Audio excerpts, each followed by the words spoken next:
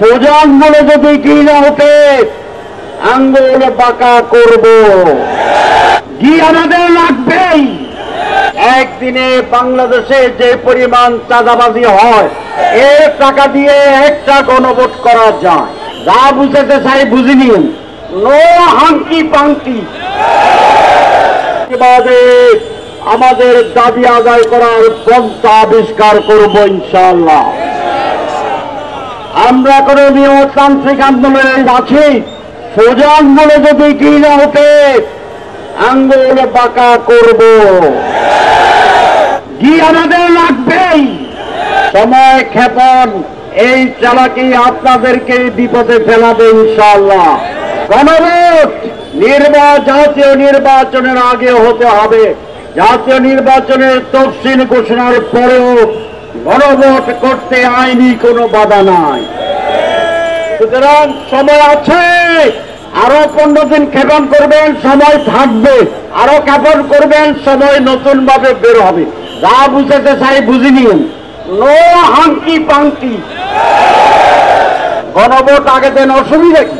শুধু বলেন অনেক টাকা খরচ হবে। আমাকে একজন বলেছে একদিনে বাংলাদেশে যে পরিমাণ চাঁদাবাজি হয় এর টাকা দিয়ে একটা গণভোট করা যায়। তাহলে চাঁদাবাজি বন্ধ হলে প্রত্যেক দিন একটা করে গণভোট করলেও টাকার সমস্যা হবে না। সুতরাং আমি এই সরকারকে বলবো, আর যারা সংশ্লিষ্ট তাদেরকে বলবো, আপনারা এইগুলা বন্ধ করেন, ব্যবস্থা নেন। ইনশাআল্লাহ বাংলাদেশে গণভোটের টাকার অভাব হবে না।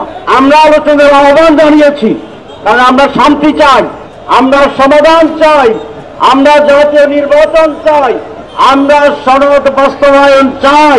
সেই করে বলছি, যদি কিছু না বুঝেন সমস্যা তাকে আসেন, আলোচনা করি। আমরা সেই আহ্বান জানিয়েছিলাম। আপনারা কি জানেন? সরকারও বলেছে আপনারা আলোচনা করেন, কিন্তু আমি বলেছিলাম যে সরকারকেও একটা ভূমিকা নিতে হবে।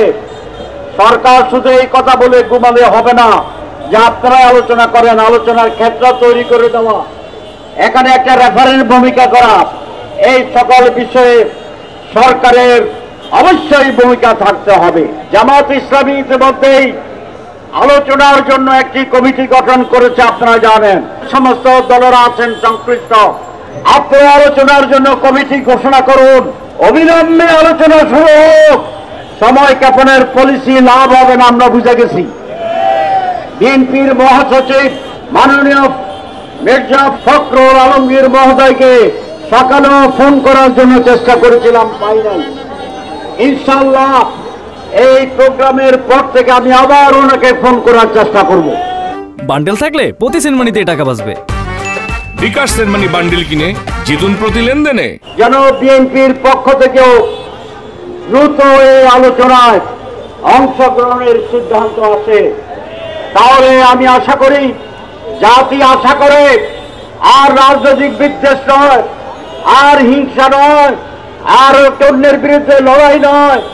জাতি মনে করে মেজর পলিটিক্যাল পার্টিগুলো বসে শুধু সনদ নয়, আগামী নির্বাচন কিভাবে হবে, কিভাবে ভোট কেন্দ্র নিরাপদ থাকবে, ভোট ডাকাতি আর হবে না, এই সকল বিষয়ে মেজর রাজনৈতিক দলগুলোকে ঐকমত্য পোষণ করতে হবে।